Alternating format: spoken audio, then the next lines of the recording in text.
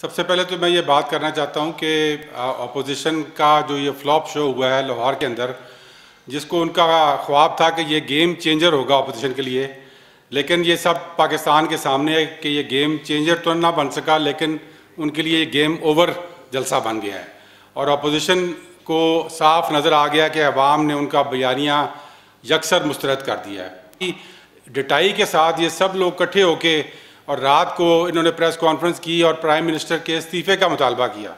मैं हुकूमत की तरफ से इनको ये बताना चाहता हूँ कि आपके इस मुतालबे को हम आपके मुंह पे वापस मारते हैं, क्योंकि अवाम ने, पाकिस्तान की अवाम ने और ख़ुसूसन लाहौर की अवाम ने आपको बता दिया है कि आपका बयानिया मुल्क दुश्मनी है, आपका बयानिया जमहूरियत दुश्मनी है, और इंशाअल्लाह पाकिस्तान की अवाम इस बयानिए के साथ नहीं चल सकती। पाकिस्तान की अवाम इस वक्त अपने उस वज़ीर आज़म के साथ चल रही है जो कि उनके दिलों की तर्जुमानी कर रहा है, एहसासात की तर्जुमानी कर रहा है, और उसके साथ साथ ये वो वज़ीर आज़म है जो कि अपनी औलाद और अपनी नस्लों का नहीं बल्कि मुल्क की आने वाली नस्लों का सोच रहा है। और हमारी मिनिस्ट्री को, चूँकि हम भी फॉरवर्ड लुकिंग एक मिनिस्ट्री है और फ्यूचर का विजन दे रही है, इसको इस चीज़ का पूरी तरह इतलाक़ है कि ये वो प्राइम मिनिस्टर हैं जो कि आने वाली नस्लों का सोच रहे हैं, आने वाले पाकिस्तान का सोच रहे हैं कि उस अगले हमारी जनरेशन्स कैसे इस पाकिस्तान में रहेंगी। और इसीलिए जो अभी आज से 2 दिन पहले एक क्लाइमेट एक्शन समिट हुई दुनिया के अंदर, तमाम दुनिया के लीडरान थे, तमाम दुनिया के लीडरान ने अपना अपना विजन उसमें पेश करना था। और उसके अंदर पहले तो ये बात हुई कि सिर्फ 75 लीडरान को चुना गया अपना विजन पेश करने के लिए। बहुत सारे ऐसे लीडर थे जिसमें चाइना, ऑस्ट्रेलिया जैसे मुल्क शामिल थे जिनके लीडर बात करना चाहते थे, लेकिन ये पहली बार हुआ कि मल्टीलैटरल प्रोसेस के अंदर उनको बात करने का मौका नहीं दिया गया, क्योंकि उनके पास कहने को कोई कॉन्क्रीट चीज़ नहीं थी। लेकिन हमारे प्राइम मिनिस्टर इमरान खान साहब को ना सिर्फ उन 75 लीडरों में बात करने का मौका दिया गया बल्कि लीडरशिप रोल दिया गया। टॉप 10 जो लीडर थे जिनको ओपनिंग सेरेमनी के अंदर बात करने के लिए चुना गया, उसके अंदर हमारे वज़ीर आज़म इमरान खान साहब शामिल थे। उसी टॉप 10 के अंदर चाइना के प्रेसिडेंट शी भी शामिल थे। और वहाँ पर प्राइम मिनिस्टर इमरान खान साहब ने हमारे फ्यूचर क्लाइमेट विजन के ऊपर एक बहुत क्लियर प्लान दिया, और वो प्लान जो था उसकी 2 हिस्से थे। उसके एक हिस्सा ये था कि पाकिस्तान जो कि दुनिया में इस वक्त मुतासिर तरीन ममालिक में शुमार होता है क्लाइमेट चेंज से, लेकिन ये इसके बावजूद है कि हमने ये मसला पैदा नहीं किया।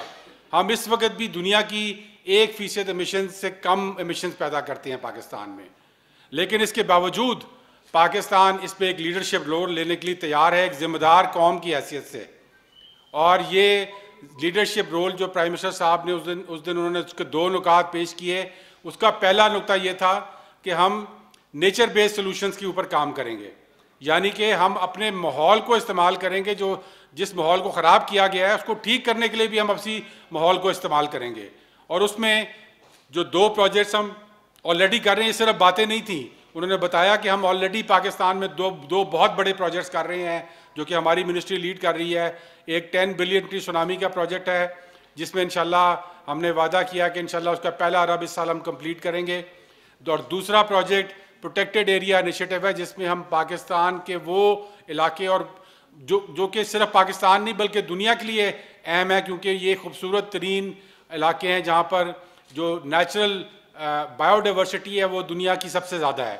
उन इलाकों को हम बढ़ा रहे हैं और हमने 30 नेशनल पार्क्स को 45 तक ले गए हैं ऑलरेडी, और इंशाल्लाह इसको मज़ीद बढ़ा रहे हैं।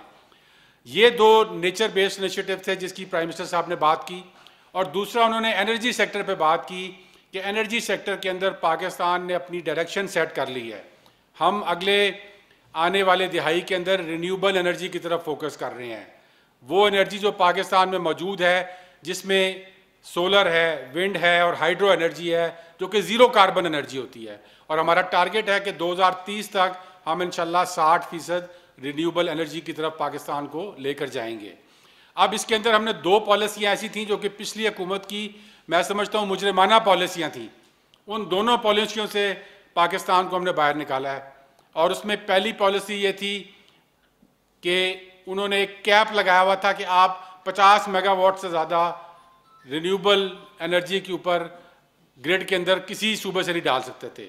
ये उस वक्त कैप लगाया गया जब दुनिया के अंदर सोलर की कीमतें जो थी वो गिर रही थी। जब 10 सेंट से 3 सेंट तक कीमत आ रही थी तो हमने कैप लगा लिया कि हम नहीं लेंगे सोलर, हम नहीं लेंगे विंड पावर।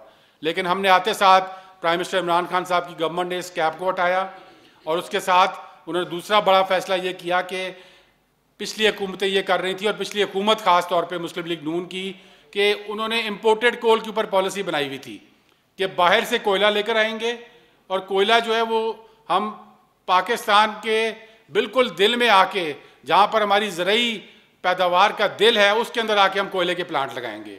साहिवाल का कोयले का प्लांट, मैं दोबारा कहता हूँ कि ये एक मुजरमाना फेल था और इसका मसला ये कि वो 30 साल के लिए वो आपको लॉक इन कर दिया गया उस चीज़ के अंदर। और प्राइम मिनिस्टर ने ये भी उस दिन अनाउंस किया कि हम इस इंपोर्टेड कोल की पॉलिसी से बाहर आ रहे हैं और अब हम अगर अपना कोयला इस्तेमाल करेंगे तो बेहतरीन उसकी टेक्नोलॉजी के ऊपर, जिसमें कोल को गैसीफाई किया जाता है, उसकी गैस बनाई जाती है, या कोल को लिक्विफाई करके उसको इस्तेमाल करेंगे। दूसरा उन्होंने अहम फैसला ये दिया कि इंशाल्लाह इलेक्ट्रिक व्हीकल पॉलिसी जो कि हमारी कैबिनेट में आने वाली है इंशाल्लाह अगले 10 दिन के अंदर, उसके तहत हम 2030 तक अपनी 30% गाड़ियों को इंशाल्लाह इलेक्ट्रिक के ऊपर लेके जाने का हमने टारगेट बनाया है। तो ये पैकेज था जो कि प्राइम मिनिस्टर ने पेश किया, जिसकी वजह से उनको टॉप 10 लीडर्स में शुमार किया गया। ये वो लीडर है जिसकी तारीफ ब्रिटिश हाई कमिश्नर ने की है। उन्होंने बाकायदा इस पैकेज के ऊपर एक आर्टिकल लिखा है कल, जो कि डॉन में छपा है। इसके साथ साथ यहाँ पर चाइना के एम्बेसडर कल मेरे पास आए हुए थे, उन्होंने आके इसकी तायीद की, इसको सराहा इस पैकेज को, और उसके साथ साथ उन्होंने ये कहा कि हम प्रेसिडेंट शी का भी यही विजन है, चाइनीज़ प्रेसिडेंट का भी यही विजन है कि हमने ग्रीन डेवलपमेंट करनी है और ग्रीन इंशाल्लाह फ्यूचर की तरफ इस दुनिया को लेके जाना है। और उसमें इमरान खान साहब और उनकी बिल्कुल आपस में हम आहंगी है सोच की इस ग्रीन डेवलपमेंट के ऊपर। और बल्कि उन्होंने कहा कि हम चाहेंगे कि CPEC को हम एक clean China Pakistan green economic corridor बनाएं, जी इसके अंदर ऐड कर दें। तो इंशाल्लाह ये वो फ्यूचर है जो कि हमारे लीडर इमरान खान साहब देख रहे हैं, जो कि अपना इस नस्ल का भी सोच रहा है, बल्कि आने वाली नस्लों का भी सोच रहा है। तो ऐसे लीडर से इस किस्म की ये अपने फ्लॉप शो के बाद इस तरह की बात, और मैं तो समझता हूँ कि बहुत ही एक अहमकाना और मज़ाक़ खेज़ उनकी डिमांड है ये। और ये मेरे ख्याल में एक फ्लॉप शो के बाद इसको एक कॉमेडी शो बनाना चाहते हैं, ये जो अपोजिशन की सारी मूवमेंट है। और इंशाल्लाह ये कॉमेडी शो इस पूरी कौम के सामने इंशाल्लाह आप देखेंगे ये बनेगी।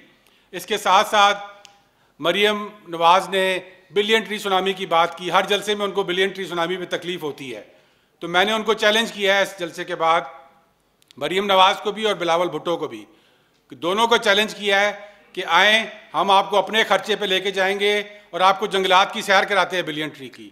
आपको वो तमाम जंगलात दिखाते हैं जो कि इमरान खान साहब की गवर्नमेंट ने KP की हुकूमत में लगाए थे और जो हम 10 बिलियन ट्री के तहत इस हुकूमत में लगा रहे हैं।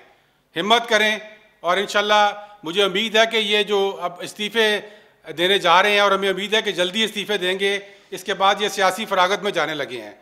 और सियासी फरागत में हमारी तरफ से उनको खुली ऑफ़र है कि आएँ और हम आपको जंगलात की सैर कराते हैं बिलियन ट्री की।